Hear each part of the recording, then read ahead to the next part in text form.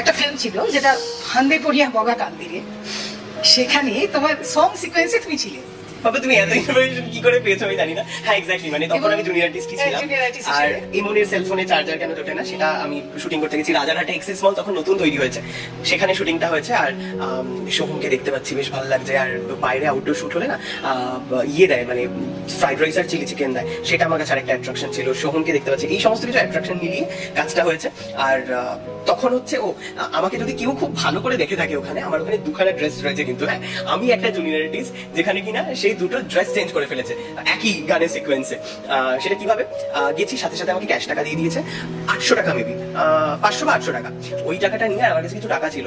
একটা শর্ট দেওয়ার পরেই আমি চলে গেছি শপিং মলে। শপিং মলে হাইল্যান্ড পার্ক ছোট মলটাই দেখে অভ্যস্ত, কিন্তু অ্যাক্সেস মল এত বড় একটা রাজপ্রাসাদের মতো একটা শপিং মল, সেখানে গিয়ে আমি একটা সুন্দর করে জামা কিনে হোয়াইটের উপর ব্লু স্ট্রাইপ ওটা পরে চলে এসেছি। আর ওইটা করেই তখন নাচছি, তখন দেখতে শুটিং হচ্ছে।